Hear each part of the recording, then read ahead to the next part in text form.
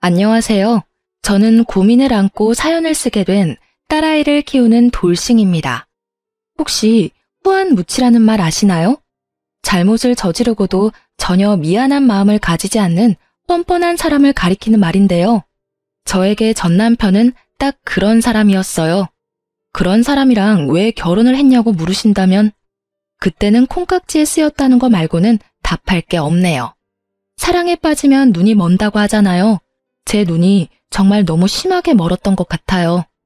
저와 남편은 여느 커플처럼 소개팅으로 만나 사랑을 키웠어요. 둘 다 평범한 직장인이라 정말 평범하게 연애를 했어요. 저는 외동딸이라 어릴 때부터 아버지가 적금을 많이 부어주셨고 저도 일하면서 번 돈을 많이 모아두었기 때문에 결혼 전에는 이미 집도 전세로 살고 있었어요. 솔직히 처음 결혼할 때는 부모님 반대도 있었어요. 남편은 집을 할 생각도 없이 제가 살던 전셋집에서 그냥 살면 안 되냐는 식으로 말했고 저도 굳이 돈 들여 이사 가는 것보다 그게 나을 거라고 생각하기도 했거든요. 그런데 아버지가 자기 돈으로 아무것도 안 하려는 남자 인정 못한다며 마지막까지 반대를 하셨죠. 그래도 결국 결혼은 했어요. 그만큼 남편이랑 잘 맞는다는 생각을 했으니까요. 저는 성격이 맺고 끊음이 정확한 편인데 남편은 둥글둥글 무난한 성격이어서 그 부분이 잘 맞았거든요. 그런데 딱 하나 술 때문에 사고 친 적이 많아서 그 부분이 저를 힘들게 했어요. 이혼한 게 그럼 술 때문인가 하고 생각하실지도 모르겠지만 전혀 그쪽 문제가 아니고 뜬금없는 여자 문제 때문이었어요. 결혼 기념일이 3번을 지난 어느 날이었어요. 술만 마시면 연락이 없는 남편을 기다리며 TV를 보고 있는데 남편이 제게 전화를 한 통 하더군요. 짜증나는 마음을 꾹꾹 눌러담아 전화했더니 경찰서라는 대답과 함께 남편을 데려가라고 하시더군요. 술을 너무 많이 마셔서 도로에 누워있다가 결국 경찰서에 신고가 들어가는 바람에 거기 가 있더라고요. 경찰서 갔더니 완전히 깔라가 돼서 인사불성이 된 남편이 의자에 누워있더라고요. 그나마 술주정이 없었으니 다행이었지. 주정까지 했으면 한 대 패고 싶을 만큼 쪽팔렸어요. 부랴부랴 경찰서까지 남편 데리러 온 건 좋았는데 폰이 꺼져버렸더라고요. 저는 자기 전에 폰을 충전하는데 남편 데리러 여기까지 나올 줄 몰라서 충전을 잊어버리고 있었거든요. 결국 제 폰을 쓸 수 없으니 콜택시도 부를 수 없었어요. 남편 폰이 생각나서 콜택시를 부르려고 버튼을 누르는데 뭘 잘못 눌렀는지 이전 화면이 뜨더군요. 그리고 그 화면을 본 제 눈을 의심할 수밖에 없었어요. 남편이 웬 여자와 같이 있는 사진이었어요. 거의 껴안고 있는 데다가 서로 입술을 맞대고 있는 사진이었죠. 게다가 위에서 아래로 찍힌 각도로 보니 여자가 남편 다리 위에 올라가 있는 상태였어요. 그걸 보고 제정신 유지할 수 있는 여자가 이 세상에 있을까요? 그런데 얼굴을 확인하고 더 열이 받아버렸어요. 바로 남편이 자주 만나러 다니던 동네 누나였거든요. 이 여자를 제가 경계 대상에 넣지 않은 이유는 처음에 사귈 때 가장 먼저 소개시켜준 사람이었거든요. 동네에서 어릴 때부터 친하게 지내던 누나라며 결혼한 사람이라고 하기도 했고 나이가 남편보다 6살이나 많으니 바람을 필 거라고는 상상도 못했거든요. 절대로 연애 상대는 아닐 거라고 편하게 생각했는데 그 생각이 이런 참사를 불러온 것 같아요. 게다가 그 여자는 유부녀였고 남편도 유부남이잖아요. 일단 화를 내려놓고 다른 사진부터 확인했어요. 그랬더니 이건 확실하다 싶더라고요. 그 여자랑 찍은 사진이 넘쳐나더군요. 저와 남편은 서로 폰을 확인하는 행동은 한 적이 없었는데 그래서 그런지 굉장히 무방비하게 폰 안에 외도의 흔적들이 가득하더라고요. 그 흔적들을 저장하려니 제 폰은 이미 배터리가 나갔고 어쩔 수 없이 사람을 하나 불러야 했어요. 폰 번호를 알고 있는 제 사촌 오빠에게 전화했어요. 근처에 살고 있고 지금이면 운동을 할 시간이라 오기도 편할 거라고 생각하고 불렀거든요. 도대체 남편이 술을 얼마나 마셨길래 태우지도 못할 만큼 떡이 됐어? 그러게 말이야. 근데 그게 중요한 게 아니라고 지금. 잠깐 폰 들고 이리 와봐. 저는 오빠의 팔을 끌어 남편 폰 앞으로 데리고 왔어요. 그리고 남편의 외도 사진과 카톡 내역을 모두 보여주며 사진 좀 찍으라고 말했어요. 동영상도 찍으라고요. 바람 피면서 이렇게 대놓고 사진첩에 불륜녀랑 찍은 사진 올려놓은 거야? 이건 뭐 답이 없네. 사진을 보니 최소 몇 달 전에 바람 핀 것 같은데. 그래서 지금 미치고 팔짝 뛸 것 같다고. 게다가 이 여자 내가 아는 여자야. 남편 동네 아는 누나인데 어릴 때부터 친하다고 해서 별 생각 없이 놔뒀더니 이런 식으로 사람 뒤통수를 치네? 잘 생각해. 바람 피는 것도 습관이라 잘 안 고쳐진다더라. 사람마다 다르긴 하겠지만. 몰라. 이 인간 술 깨고 이야기해본 뒤에 결정하려고. 오빠, 미안한데 우리 집까지 옮겨줄 수 있어? 택시 타고 갔다가 집 안까지만 옮겨줘. 야, 바람 핀 놈 뭐가 좋아서 집까지 데려가? 그냥 근처 쓰레기 있는데 대충 던져두고 가면 되지. 쓰레기는 쓰레기장에. 몰라? 나도 그러고 싶지. 그치만 내일 아침에 눈 뜨자마자 추궁해야 하니까 놔두고 가면 안 돼. 결국은 오빠의 도움으로 저희는 집에 무사히 도착했고 남편은 오빠가 데려다 놓은 현관 입구에 놔둔 채 저는 안방에 들어가 잠을 청했어요. 그런데 잠이 안 오더라고요. 열이 받으니 쉽사리 가라앉지도 않고요. 결국은 뒤척거리며 자다 깨다를 반복하다가 새벽녘 잠자는 걸 포기하고 일어나서 TV를 틀었어요. 생각이 많아서 정리할 겸 틀어놓은 건데 그 소리에 남편이 으으하며 일어나더군요. 물 좀 갖다 줘. 술에 취해 갈라진 목소리로 말하는 남편을 보며 저는 물 대신 대뜸 사진부터 보여줬어요. 동네 친한 누나랑은 어디까지 갔어? 그게 무슨 소리야? 사진을 본 남편 놈은 그제야 정신이 돌아오는지 버벅대기 시작하더군요. 눈을 껌뻑거리는 것이 이게 꿈인지 생시인지 모르는 것 같아서 다시 한마디 해줬어요. 이거 그 집 남편한테 알려도 되지? 그 말 한마디에 숙취로 쓰러져 있던 남편 놈은 벌떡 일어나더니 바로 무릎을 꿇으며 고개를 떨구더라고요. 미안해. 절대로 그 집에 알리면 안 돼. 내가 다 정리할 테니까 제발 그러지 마. 절대로 그런 짓 이제 2번 다시 안 할 테니까. 절대로 하면 안 될 짓을 왜 했어? 그리고 숨기려는 노력도 하나도 안 했더라? 왜? 나한테 들키고 나하고 이혼하고 싶었던 거 아니야? 그런 거 절대 아니야. 그냥 우리 사이가 예전 같지도 않고 그러던 차에 술 마시고 한 번 일이 그렇게 됐었는데.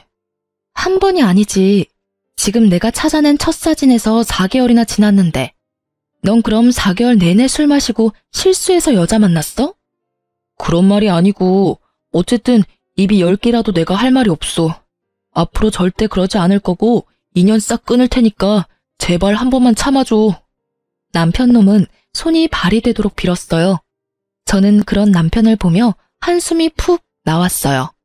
이걸 용서해야 하나 말아야 하나 고민했지만 결국은 용서하기로 했어요. 대신 한 가지 조건을 걸었어요. 당신 입으로 시부모님께 이야기하고 우리 상황 정리해서 알려드려. 그건 내 입으로는 못하지. 부모님 아시면 완전 난리 날걸?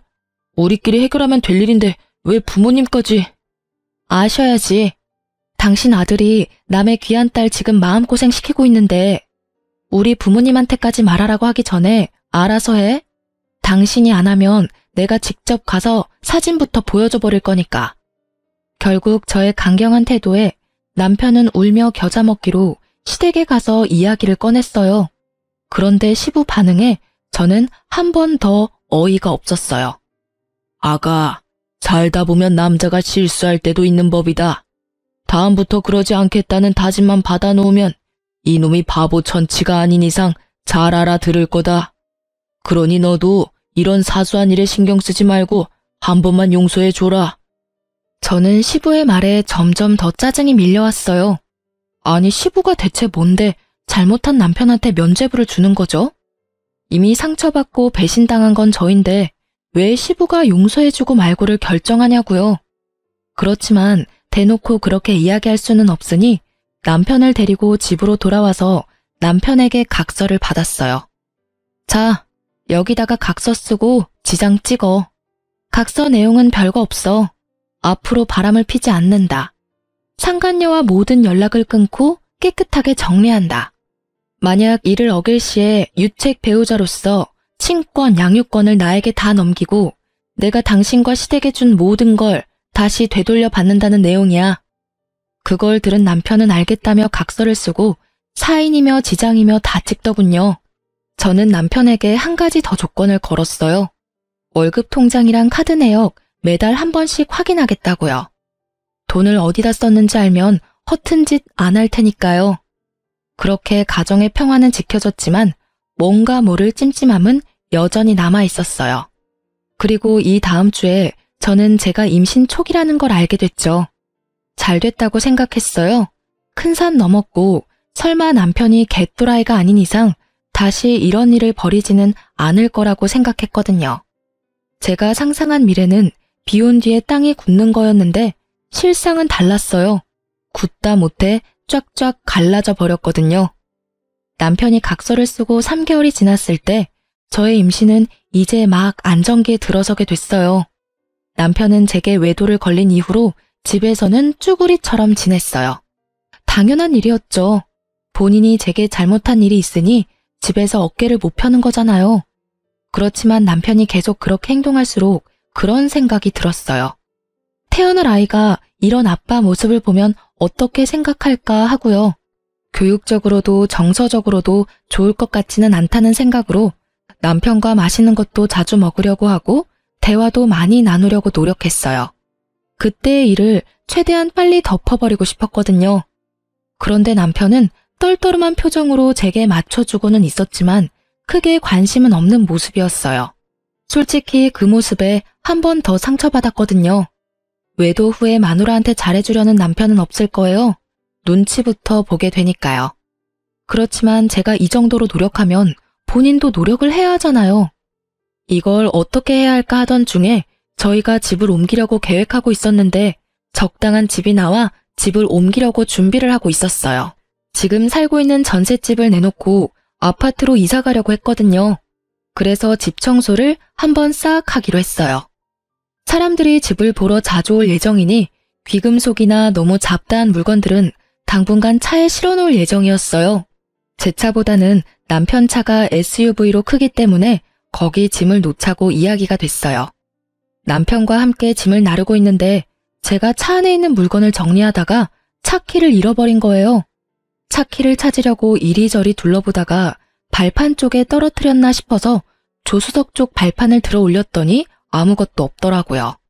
그래도 혹시나 싶어 운전석 쪽 발판을 들어 올리려는데 남편이 급하게 다가오더니 차 키 여기 없을 거라며 갑자기 저를 막아서더라고요.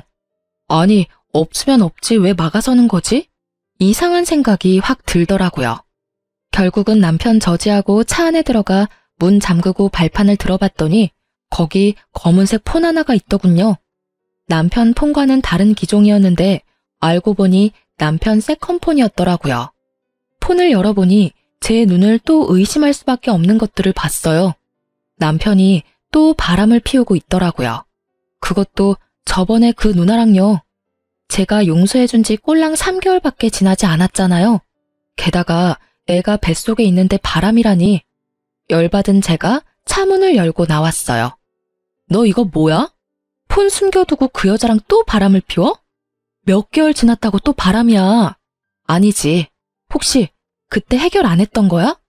헤어진다더니 여전히 즐겁게 이중생활하면서 살았던 거냐고. 저는 남편 세컨폰을 열어서 거기 적혀진 카톡 대화들을 읽었어요. 자기야 사랑해. 보고 싶어? 그리고 여동생 남동생? 아, 들키면 동생 이야기라고 둘러대려고 여동생 남동생이라 적어놨어? 암호까지 정해서 더 주도 면밀하게 나를 속이려고 했다 이거지? 반성 같은 건 아예 한 적이 없네. 내가 용서해준다고 했을 때도 아예 헤어질 생각 없었고 잘 됐다 싶었나 본데 이번에는 못 참아. 당장 이혼할 거야 이 나쁜 놈아. 어디서 할 게 없어서 계집질이야? 화가 난 저는 노상에서 소리를 질러댔고 남편은 그런 제 모습에 저번처럼 무릎 꿇더니 용서해달라며 질질 짜더라고요. 여보, 미안해. 진짜로 내가 다 잘못했어. 제발 한 번만 더 기회를 줘. 뱃속에 아이를 보면서라도 참아. 용서? 내가 저번에 용서해줬다가 지금 얻은 게 뭔데? 당신 두 번째 바람 펴서 임신한 마누라 뒷골 터지게 만들어 놓고 용서? 미안하다고 하면 끝이야? 용서해달라고 하면 다 되는 거냐고. 왜 내가 용서해줘야 하는 건데? 그리고 뱃속의 아이를 생각하면 참으면 절대 안 되지. 너 같은 거랑 인연을 끊는 게 아이 인생에 더 도움되는 일 아니야? 너도 그렇게 생각하잖아. 어느 엄마가 이제 곧 태어날 아이한테 바람핀 거 용서해줬는데 또 바람핀 아버지를 주고 싶겠냐고. 정말 이번 한 번만이야.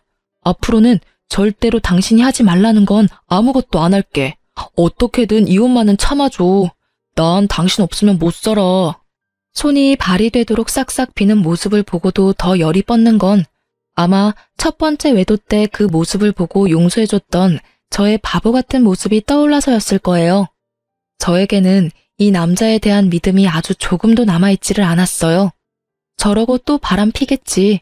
2번이면 3번은 쉽겠죠. 입만 열면 거짓말. 네가 왜 나 없으면 못 살아? 저 상간이 없으면 못 사는 것 같은데 이혼해 줄게. 둘이서 살아. 고작 3개월을 못 참아서 각서 쓰고도 바람핀 년이랑 계속 만나는 거 보면 그렇게 죽고 못 사는 사이인 거 내가 인정해 줄게.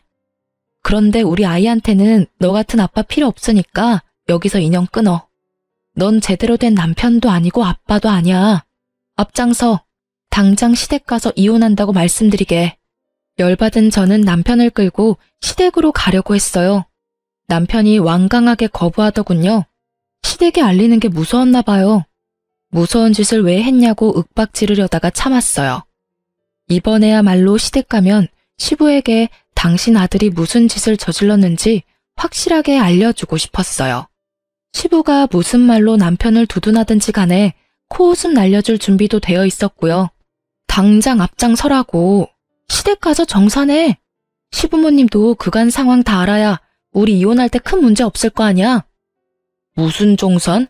그리고 나 이혼 안 할 거라니까? 넌 이혼 무조건 하게 되어 있어.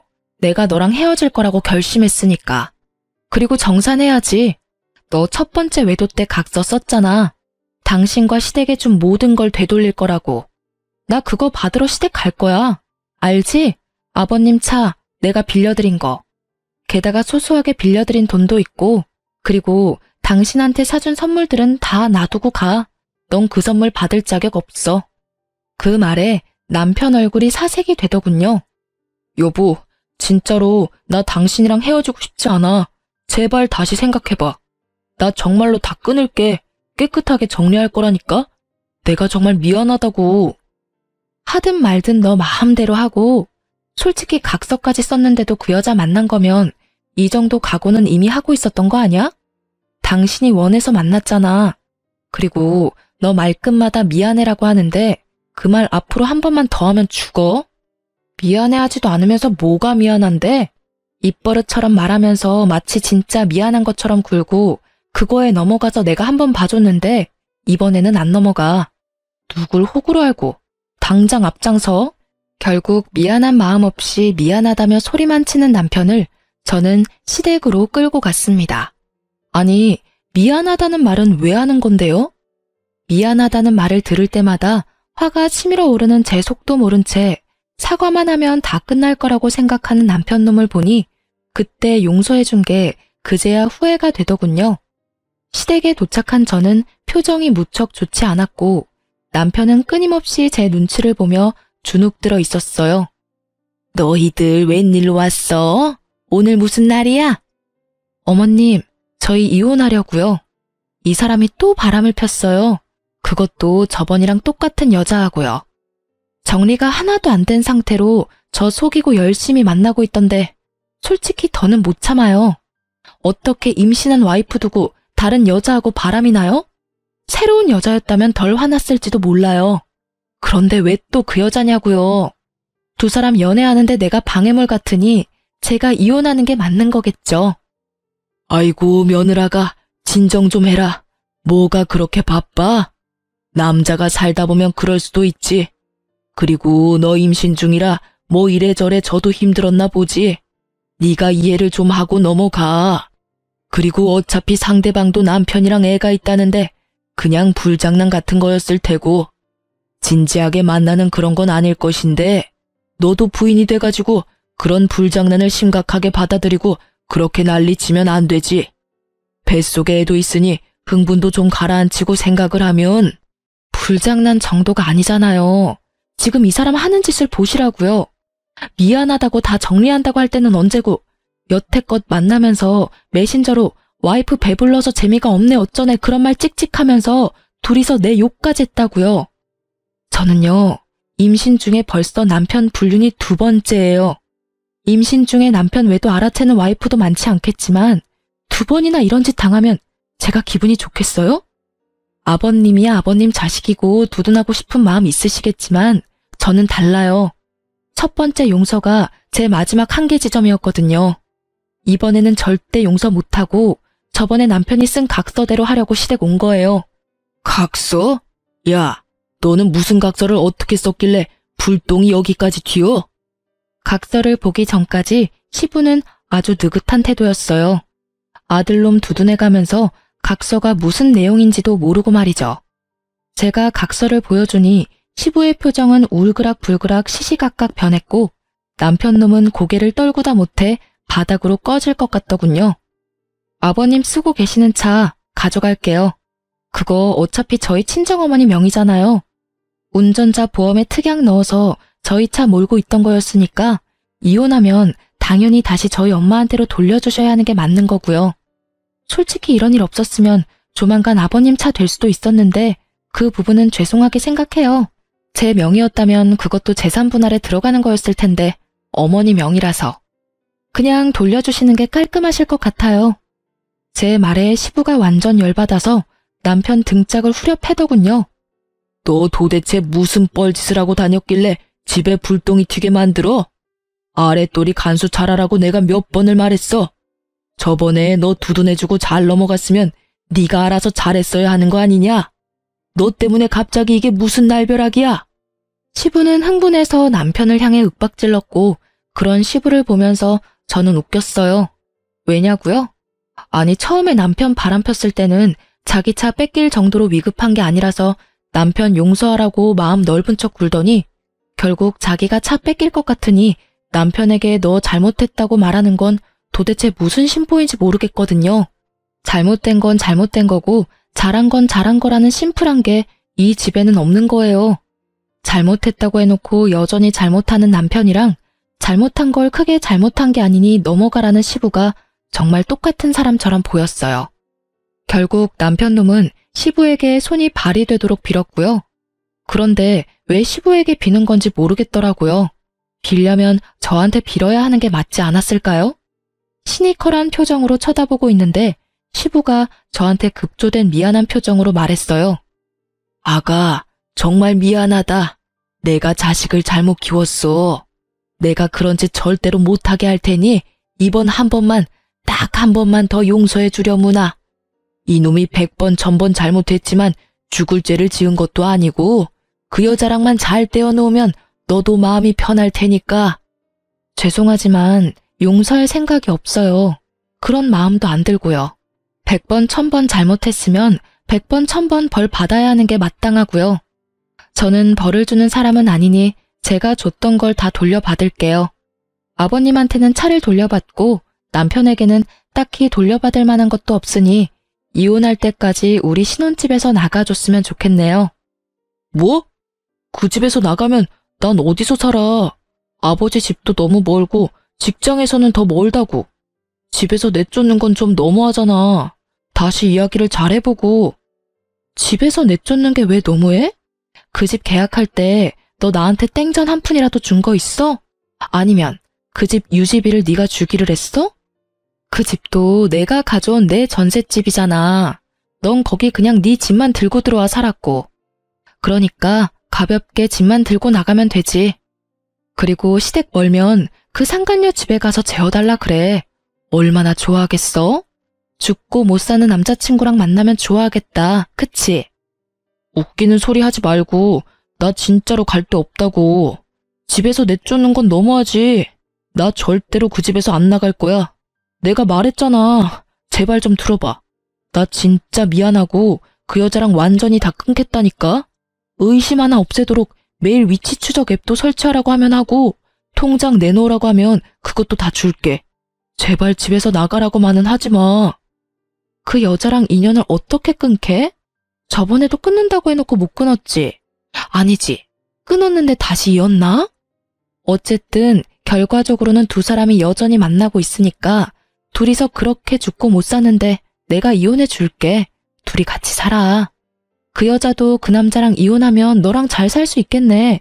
집도 없이 둘 다 똑같이 위자료와 상간소송비 갚으면서 잘 살면 되지. 안 그래? 그러니까 그게 안 된다고. 우리는 그렇게 깊은 사이가 아니야. 진짜 그냥 즐기기만 하는 사이였고 술 마시면 만나는 그런 사고 같은 거였다고.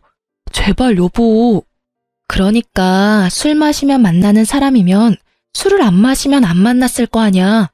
그럼 네가 술을 마신다는 선택을 한 것부터가 네가 반성을 안 하고 있었다는 거지. 뭐 깊고 낮고 그런 거 나는 모르겠고 그냥 이혼하고 양육권 친권 나한테 다 넘겨. 어차피 너 유책 배우자라 그거 다 못 가져가. 집도 없고 이제 빚만 남을 건데 뭐. 대신 애 양육비는 꼬박꼬박 보내. 남편은 대답도 못하고 그저 한숨만 푹푹 내쉬더라고요. 미안한 기색은 하나도 없이 이 상황을 어떻게 모면해야 하는 것만 눈에 보이더라고요. 아버님도 죄송하지만 그 차 돌려주세요. 안 돌려주시면 경찰에 도난 차량 신고할 테니까 알아서 돌려주시면 좋겠네요. 서로 얼굴 붉히지 않게 하면 좋잖아요. 그렇게 말하고 저는 시댁을 나왔고 남편 짐을 모조리 챙겨 시댁으로 붙였어요. 물론 제가 선물해준 고가의 물건들은 쏙 빼놓고 보냈죠. 제가 보낸 선물이 아까운 놈이니까요. 그리고 그 길로 저는 상간녀도 만나러 갔어요. 상간녀는 초조한 표정을 하고 있더라고요. 죄악감이나 수치스러움이 아닌 초조한 표정. 어차피 저랑 그 사람 바람난 거 처음 알았을 때 상간녀 위자료 소송한 거 아니라서 이번에는 소송 못할걸요? 이게 상간녀와의 첫 대화였어요. 뭘 알고는 있는 것 같았는데 아주 어정쩡하게 알고 있더군요. 바람난 걸 인지하고 3년 정도 지나면 소송을 못 거는 거거든요. 고작 3개월은 아직 진행 중인 거나 마찬가지고 제가 용서해줬다고 하더라도 속이고 계속 바람피고 있었으니 고의적으로 부정행위를 지속했다는 점은 명확하죠. 게다가 남편이 이미 각서까지 썼거든요. 헤어진다고 해놓고는 여전히 만났잖아요? 위자료 청구할 때 당연히 체크하는 부분이거든요. 제 말에 상간녀의 몸이 오들오들 떨리더군요. 너무 가증스러웠어요. 어디서 불쌍한 척을 하는 건지. 상황으로 보면 제가 더 불쌍한 거 아닌가요? 뱃속의 애를 위해서 태교를 해도 모자랄 판에 상간녀까지 만나러 왔으니. 게다가 뻔뻔한 상간녀의 말을 들으니 더 열이 받더라고요. 이보세요. 뻔뻔하고 싶으면 뭘 좀 알고 뻔뻔하시던가. 남의 남자 데리고 열심히 놀았으면 그 책임도 같이 져야죠. 혼자 빠져나가려고 잔머리나 굴리고 있고. 어쨌든 나는 그 남자랑 이혼하기로 했으니까 만나고 싶으면 앞으로 마음껏 만나세요. 대신 저는 당신한테도 위자료 청구할 테니까 그 부분은 알아서 하시고요. 내가 상간녀니까 위자료 청구받는 거는 어쩔 수 없다고 생각해요. 그런데 집에 법원 등기 같은 건 보내지 말아줘요. 남편이 알면 곤란하거든요. 아직 저희 남편은 모르고 있고 저한테도 가족은 소중하니까. 뻔뻔함을 넘어서는 인간 실격의 태도에 저는 버럭 소리 질렀어요. 가족이 소중하다는 사람이 왜 바람을 펴요? 웃기고 있네 진짜. 당신 가족은 소중하고 내 가족은 소중하지도 않아? 이게 좋게 봐주려고 했더니만 자기가 잘못한 주제에 나한테 이래라 저래라 하고 난리야. 당신 지금 주제 파악이 안 되나 본데 나는 당신 용서해주러 온 거 아니에요. 솔직히 지금도 당신 남편한테 가서 먼저 이룰 수도 있는 거 귀찮아서 여기까지 와서 꼴 보기 싫은 당신 얼굴 보고 있는 거라고. 이것들이 사람이 마음 써주니까 아주 호구로 보이나 봐. 둘이 아주 똑같은 것들끼리 붙어먹어서는 당신 남편한테 지금 이야기해주러 갈까요? 바람 펴서 남의 가족 파탄낸 주제에 자기 가족은 소중하다며 등기를 집으로 보내지 말라는 상간녀 말에 완전 빡친 저는 흥분을 가라앉히지를 못하겠더라고요. 제가 열받아서 소리친 게 먹혔는지 상간녀는 아무 말도 안 하고 제 눈치만 보고 있었고요. 우편물이 어디로 갈지는 내 마음이니까 그때까지 가슴이나 졸이고 사세요. 그렇게 이야기하고 나오는데 현기증으로 머리가 핑 돌더라고요. 너무 신경을 많이 썼는지 몸이 안 좋아진 것 같더라고요. 결국은 정신력을 소모하기 싫어서 이혼 전문 변호사를 찾아가 맡기기로 했어요. 결국 이혼은 합의가 아닌 소송으로 들어가게 됐고, 이혼 소송 진행하면서 상간녀 소송도 같이 진행했어요. 그리고 저는 이혼 소송 중에 딸아이를 출산했어요. 그 아이를 낳을 때 남편이 없어서 친정 어머니가 들어오셨는데 그때만큼은 정말 서럽게 울었어요. 울지 않고 버티려고 그렇게 애를 썼는데 아이를 낳은 벅참과 아이를 아빠 없이 키워야 한다는 미안함이 한데 섞여서는 묘한 죄책감과 슬픔으로 눈물이 났어요. 이번 한 번뿐이다. 오는 건 지금뿐이라고 되뇌이며 딸아이를 홀로 키웠어요. 육아휴직을 쓰고도 힘이 들어 친정 도움을 받았지만 그래도 홀로 서기는 성공적이라고 할 수 있었어요. 그런데 이혼 후 몇 개월이 지났을까? 갑자기 전 남편이 딸아이가 보고 싶다며 면접 교섭권을 써서 아이를 만나러 왔더라고요. 처음에는 이 사람도 혼자 지내면서 애 얼굴 보고 싶었겠구나 하고 마음이 좀 쓰였는데 애 보러 와서는 저한테 계속 사정사정 하더라고요. 당신 혼자서 힘들지? 내가 곁에 있어주면 진짜 덜 힘들 거야. 나 애한테도 잘하고 집중할 자신 있어. 그러니까 우리 다시 만나지 않을래? 당신도 힘들잖아. 싱글맘이 얼마나 힘든데. 내가 도와줄게. 저번 일 모두 만회하고도 남을 만큼 내가 헌신적으로 할게. 갑자기 이렇게 말하길래 이놈이 진짜 정신이 나갔나 싶었어요. 갑자기 왜 다시 만나자고 해? 그 여자랑 잘 안 돼? 상간녀가 이혼 안 하려나 보네. 그럼 더 잘 된 거 아니야? 눈치 보지 말고 마음껏 여자 만나면서 살면 되지. 그 여자는 안 돼. 나 지금 당신이랑 그 여자 두 사람한테 양육비 줘야 해서 큰일 나게 생겼다고. 나는 맹세코 그 여자애가 내 애인지는 몰랐어. 그리고 피임도 확실하게 했었다고. 언제 임신이 됐는지 모르겠는데. 여기까지 듣고 나니 그럼 그렇지 하는 생각이 들더군요. 정신이 돌아올 리가 없죠. 고작 3개월 만에 바람피는 놈인데 몇 개월 됐다고 제정신이 돌아오겠어요? 점점 썩어가는 제 표정은 아랑곳하지 않고 전 남편 놈의 이야기는 계속됐어요. 들어보니 웃기지도 않더라고요.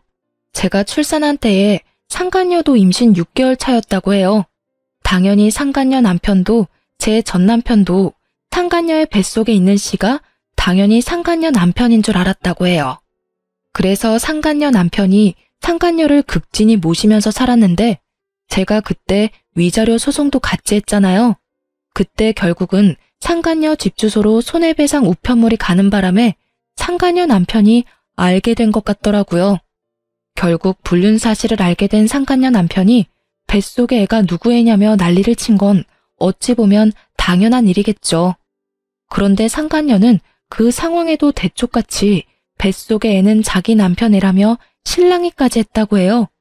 상간녀의 남편도 애가 나오기 전까지는 알 길이 없는 데다 여자가 극구 자기 아들이라고 하니 긴가민가 했대요. 그렇지만 일단 불륜은 했다는 게 확인이 되었으니 용서할 마음은 없었나 보더라고요.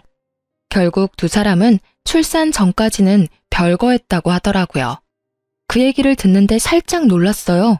그 여자가 무슨 생각으로 애를 낳을 생각을 했는지 모르겠어요. 어차피 확률이 반이니까 그쪽일 가능성이 있다고 생각해서 아이를 낳으려고 했던 것 같은데 결국은 나쁜 선택이었어요. 1년 채워 애를 낳고 당당하게 유전자 검사를 했는데 상간녀 남편의 아이가 아닌 제 전 남편의 아이였다고 판명난 거죠. 결국은 전 남편은 졸지에 친자식이 둘이나 생긴 거였어요. 그리고 이후 상간녀는 남편에게 이혼당하고 위자료 갚고 있고 제게 줄 상간녀 위자료도 갚아야 했으니 결국은 전 남편에게 찾아와 붙으려던 거였죠. 애가 둘이나 생겨서 좋겠네. 그냥 둘이 같이 살면서 벌면 되잖아. 근데 왜 나랑 다시 살자고 해? 좋아하는 사람이랑 같이 살아. 이제야 마음 편한 나 건드리지 말고. 그 여자 결국 이혼당하고 나한테 왔는데 애 들이밀면서 책임지라고 결혼하자고 하는 거야. 근데 생각해봐. 그 여자 이혼당하면서 유책 배우자 돼서 위자료 내야 하는데 당신이 낸 상간녀 위자료 소송도 결국에는 위자료 지급해야 하잖아. 그런 상황에서 나한테 오면 나라고 별 수 있어? 나도 그 상간남한테 위자료 소송 걸려서 돈 내야 하는데 둘이 같이 있으면 빚더미에 앉는 거 순식간이라고. 그래서 안 된다고 했는데 내 자식이라고 결혼 안 할 거면 양육비라도 내놓으라고 난리잖아. 전 남편의 말은 이상하게도 들으면 들을수록 저를 빡치게 만들었어요. 이제 상관없는 사람이라 그런 이야기에 화를 내지 않을 때도 된 것 같은데 말이죠. 결국은 딸아이를 보러 온 이유가 양육비를 한 명분이라도 덜 내기 위해서 교섭을 하러 온 거라는 걸 알게 된 저는 참지 못하고 그 자리에서 남편 싸대기를 날려버렸어요. 남들이 보든 말든 부끄러움보다는 이놈을 그냥 놔두면 안 되겠다는 생각이 더 컸거든요. 야, 이 썩을 놈아.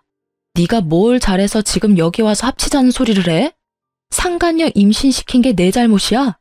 양육비를 두 사람한테 주려니까 아까워? 그럼 그런 짓을 하지를 말았어야지. 역시나 사람은 고쳐 쓰는 게 아니라더니. 너 제정신 돌아올 줄 알았던 내가 미친년이지.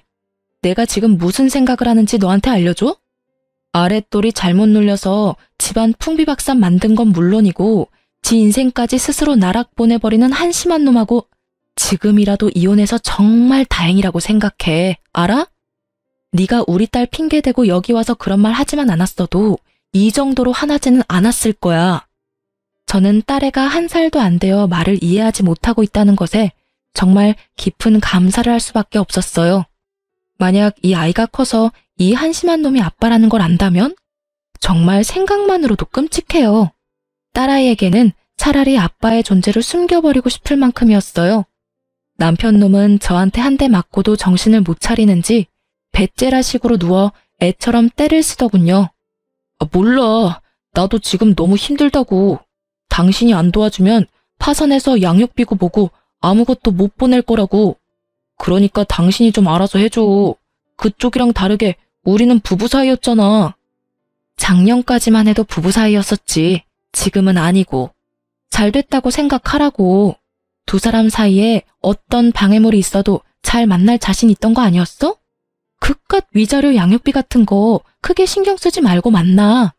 그 여자도 남편이랑 헤어졌다니 잘 됐잖아. 알콩달콩 위자료 갚으면서 그쪽 아기 재롱 보면서 살아. 나랑 사느니 그 여자랑 사는 게 더 마음 편할 거 아니야? 전혀 마음 편하지 않다고. 당신도 잘 생각해봐. 애가 얼마나 힘들겠어. 아빠 빈자리를 느끼면 나중에 우리 아빠 어딨냐고 물으면 어떡할래? 그런 일 있을까봐 미리 당신한테 이야기하는 거라고. 찌질한 새끼. 정말 욕하고 싶은 걸 절실히 참으며 뻘소리 짓거리는 남편에 소리쳤어요. 나랑 살면 마음 편할 것 같아? 그러게 왜 아빠 빈자리를 느끼게 할 짓을 했냐고. 그랬다고 내가 당신한테 기회를 안 준 것도 아니잖아. 이미 한번 용서했으면 그때 깨끗하게 헤어졌었어야지. 그러면 이런 일 없었을 거 아니야. 그 여자 다시 만나려고 생각했을 때는 이런 일 생각도 못했지. 앞날을 좀 생각하고 살아, 이 나쁜 놈아. 그리고 나는 네 상간녀 바람막이는 절대 안 될 거야. 그리고 내 새끼 양육비도 절대로 다 받을 거고. 당신이 안 주면 당신 어머니 아버지한테까지 가서라도 받아올 거니까 알아서 잘 처신해. 한 줌의 용서도 없는 제 목소리에 남편 놈은 다시 또 질질 짜며 불쌍한 얼굴로 저를 쳐다보더라고요. 미안함은 전혀 없으면서 미안하다고 말하며 지가 원하는 것만 말하는 놈이 용서를 구하는 것 자체가 거짓인 거잖아요. 이때 정말 후안무치라는 말이 딱 떠올랐어요. 표정만 미안하고 전혀 미안함을 못 느끼는 사람이 전 남편이었던 거죠. 그렇게 전 남편을 놔두고 씩씩거리며 딸애를 데리고 나오는데 정말 눈물이 줄줄 났어요. 슬픔이 아니라 분노의 눈물이요. 저딴 미친놈도 내 딸이라고 결국 면접 교섭권을 쓰면 만나게 해줘야 한다는 게 너무 싫었거든요. 전 남편놈 하는 꼴을 보니 이번 한 번으로 끝날 것 같지도 않았고 볼 때마다 저지랄 할 것 같아서 앞으로가 더 답답했어요. 솔직히 남편의 첫 번째 외도를 발견했을 때 저도 쉬운 마음으로 용서했던 건 절대 아니었어요. 외도를 겪어본 여자들은 다 그렇겠지만 그게 용서를 한다 만다의 판단이 가능한 게 아니거든요. 판단을 한다보다는 속어법이죠. 용서를 하는 것이 내게 더 나은가, 용서를 하지 않는 것이 내게 더 나은가. 당연히 제 입장에서 생각할 수밖에 없는 문제이기도 하고요. 이미 상대방은 저를 상처 주었고 그 상처는 아물지 못할 거라는 걸 아니까요. 그래도 용서했던 건 남편의 미안함이 진짜라고 믿었기 때문이었어요. 그런데 미안함도 만들어낼 수 있다는 더러운 사실을 알고 나니 마음이 아예 식어버리더라고요. 글을 쓰고 있는 지금도 저는 딸아이와 단 둘이 살고 있어요. 가끔 사람들이 재혼 이야기를 꺼내기도 하고 딸아이니까 다른 곳에 시집 가기도 편하지 않냐고 묻기도 해요. 다들 저를 생각해서 하는 말이라는 건 잘 알지만 딱히 마음이 동하지는 않아요. 사람을 만나는 건 좋은 일이고 생활에 활력이 되지만 아이를 키우면서 만나는 건 힘이 들거든요. 그리고 재혼을 할 만큼 남자에 대한 신뢰가 다시 돌아오지는 않은 상태라 당분간은 이 상태를 유지하고 있을 거예요. 아이를 키우는 재미가 쏠쏠하지만 매번 애를 만나고자 시도하는 남편을 막는 것도 힘들어요. 지금은 아빠라는 존재에 대해 아예 생각하지도 못하게 하지만 앞으로 좀 더 크면 다르겠죠. 곧잘 제 말을 따라하며 놀기 좋아하는 딸애가 어린이집에 들어가서 아빠라는 단어를 알게 되고 왜 자기는 아빠랑 같이 살지 않냐고 물어보면 뭐라고 대답해야 할지 감이 오질 않거든요. 아빠가 나쁜 사람이라고 말하면 아이에게 상처가 될 것 같고 아빠가 바쁘다고 말하면 그럭저럭 넘어갈 것 같긴 하지만 언젠가는 진실을 알게 되겠죠. 혹시 나중에 아이가 좀 커서 왜 자기는 아빠가 없냐고 물어보면 이혼 사유를 솔직하게 밝히는 게 맞을까요? 아니면 이혼했다는 것만 밝히고 그 사이의 일은 어른들의 일이라고 일축시키는 것이 더 좋을까요? 글을 읽으시는 분들의 많은 조언을 부탁드립니다. 그리고 글 읽어주셔서 너무 감사해요.